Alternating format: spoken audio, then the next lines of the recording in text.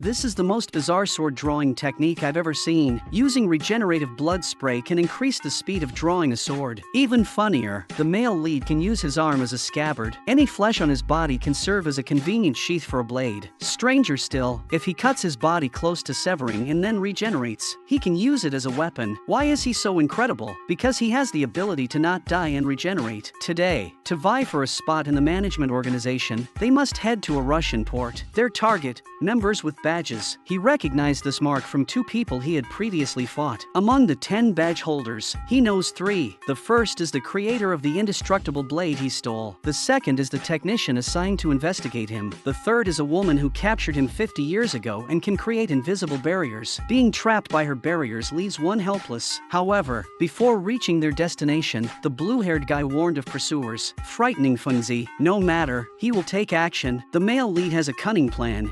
Use Fengzi's Misfortune triggering touch. Their skilled posture surprises everyone, but this action brings trouble.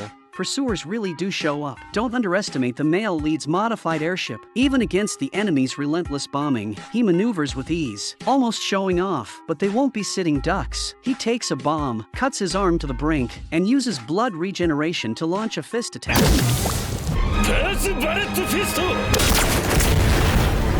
Though they deal with the pursuers, to be safe, he can also use Fengzi's touch-induced misfortune, but as they speak, a satellite launches a shockwave, blasting their airship to bits. The immortal male lead is fine, but unfortunately, Fengzi is pinned under the wreckage. If left unattended, she's in danger, so he stuffs his severed arm in and uses rapid regeneration to eject the debris. Fengzi is rescued, but there's no time to think. The male lead instructs her to stand up and raise her hands high. Another wave of enemy fighters is approaching. Their surrender is a feint, buying time to test a recent experiment. He wants to know if Fengzi's misfortune can be controlled. Will alone won't do, but he can predict it. From recent experiences, he knows her misfortune is triggered by nearby objects, like lightning when cutting hair or meteorites falling during a kiss. These events forcibly pull distant objects closer, meaning these actions are of great value to Fengzi. If there's no equivalent misfortune material nearby, equivalent misfortune can occur. If his theory is right, a big event is coming. It seems logical, but nothing happens. But then, something odd occurs. Fengzi finds her bra shifted outside. Turns out, the male lead thought the bra was in the way of chest compressions, so he moved it aside for CPR. But the male lead, being no ordinary man, also performed excessive artificial respiration. This shocks Fengzi, but it's exactly the effect the male lead wanted.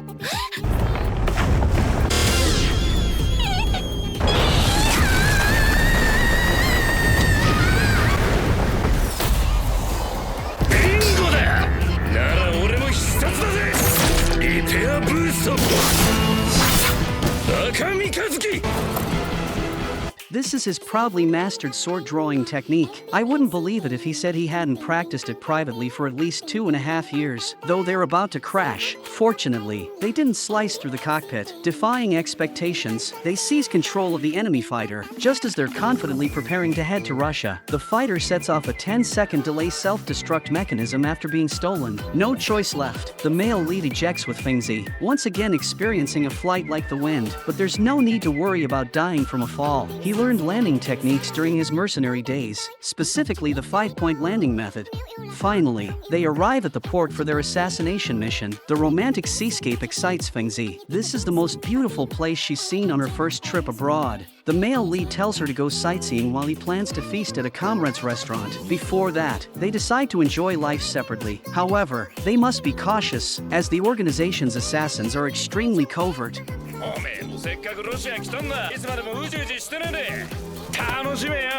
While Fengzi wanders aimlessly, she encounters a girl painting. Hearing the local accent, Fengzi is thrilled. It's a moment of fellow countrymen meeting abroad. Tears in their eyes, the girl invites Fengzi to paint together. Time flies, and by evening, their paintings are complete. This marks Fengzi's 4th day with the male lead. Feeling he has led her out of darkness, her constant pain from being unable to change and her suicidal tendencies ceased with his arrival. Change, it turns out, isn't so bad. Moved by her words, the girl slowly walks towards the sea and does something astonishing. She slices a large chunk of the sea, making it float. At the critical moment, the male lead remains tight in his hands.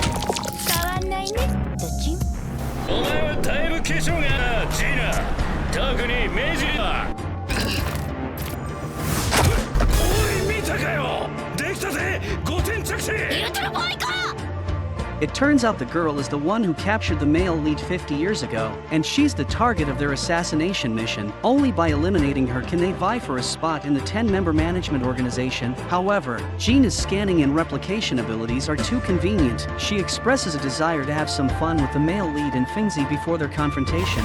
私を殺して組織に入りたいんでしょ。じゃあ私を変えないとね。 Having an immortal body is truly incredible. The man never cares about his body in battle. Not only that, he creates bizarre moves using his body. Impressive. His elegant actions leave the two women dumbfounded. The next second, blood appears as if it costs nothing.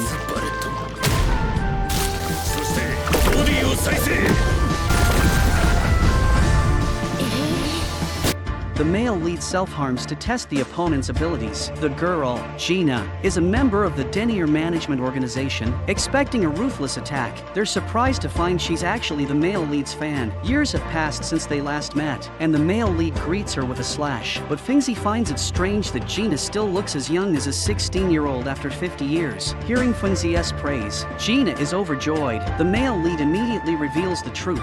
Gina is actually 66 years old. Her youthfulness a result of the organization's anti-aging technology. He's quickly silenced, as age is a woman's secret. But the male lead won't just comply. He confronts Gina head-on, seeing their close relationship. Gina's expression changes. She's known the male lead for 50 years longer than Fengzi. Since capturing him, she's been hopelessly in love with him, far from resenting her. The male lead is grateful for the opportunity to be studied to death. If not for the full membership of the management organization, she would have broken out of prison to be with him. Luckily, the male lead's chaos with Fengzi revealed his whereabouts. Before Gina can rejoice, the male lead's grenades sweep in. She had intended to find him first, but the green-haired guy didn't inform her. Fortunately, with the robot gone, there's an open spot. She hopes the male lead will join alone. However, he refuses to leave Fengzi behind. He needs to understand Gina's ability rules. Though flash grenades can disrupt her vision, they can't break her damn barrier. There's no time to think. Her attacks are too fast. The male lead must flee while gathering information. But don't worry, he's about to start his strategy to understand her denial ability. From the recent events, he deduces,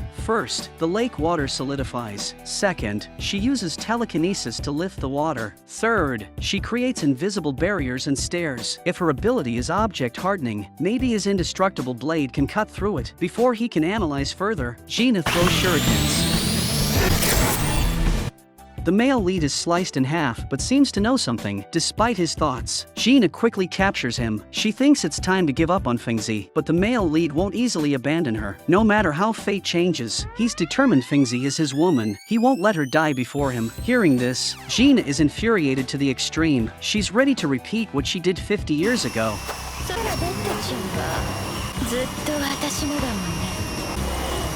But the male lead makes a shocking move. He swallows the grenades, then catapults his head into the sky. Using rapid regeneration, his exploding body causes blood to rain down. This is to test Gina's ability to change the shape of objects. He believes her invisible attacks are denials of air changes. Now, these moves are clearly visible in the blood pool. Catching his head, he naturally slips into Fengzi's clothes. The two are pressed together in a bizarre position, making Gina jealous. She didn't expect Fengzi to seduce the male lead with her breasts. Angry, Gina slices the surrounding trees with her hand blades. The male lead, prepared, dodges the attack by sacrificing his legs, but Gina relentlessly continues her assault. In mid-air, the male lead sees that the hands in the air are visible. Now he has a strategy to deal with her. The key is breaking through Gina's air barrier. While the male lead ponders, Fengzi notices something odd. Despite her anger, Gina only walks, not runs. Hearing this, the male lead instantly understands how to break the puzzle. Before the male lead could regain his senses, countless rays shot out from the sky. He dodged the attack but nearly lost his life. Gina was there to investigate deniers. Using her ability to solidify and scan the lake water, it was originally to meet her target quota, but now she's settled for the prey in front of her. In a snap, a round table materializes mid-air. She tells Fengzi that she doesn't want to change like her. She wishes to stay as she was, forever with the person she loves. Even if it means harming others, she wants to stay in the organization, forever chasing his shadow.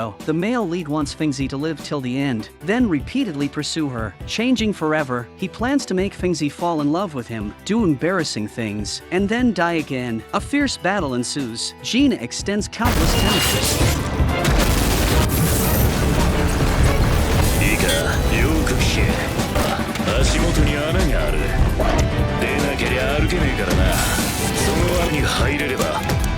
From his analysis, he tells Fengzi he's found Gina's weakness. There's a hole at the base of her barrier. If they can get through it, their closeness can bring Misfortune to defeat her. The male lead throws his blade, severing his hands, and sprays blood at the barrier. This move obscures Gina's vision. While she hesitates to drop the barrier, the male lead and Fengzi are already waiting. Using the principle of leverage, they pry up the barrier.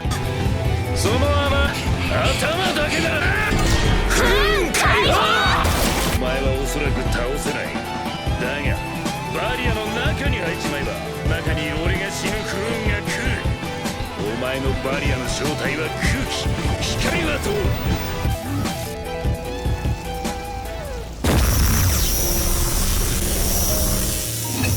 After the fight, the male lead intends to finish Gina on the spot. Fengzi rushes to stop him, but his intention isn't to kill her. Gina's time is running out. She once thought of changing herself, but after joining the organization and working to the bone, she realized killing many people didn't bring any change. She thought more deniers would emerge, and the world would undergo massive changes. Keeping the world unchanged was their mission. She never considered changing, but seeing their changes, she realizes how the world can be. The male lead then embraces Gina.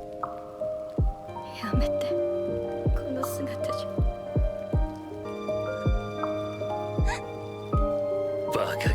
シワの数でお前の魅力は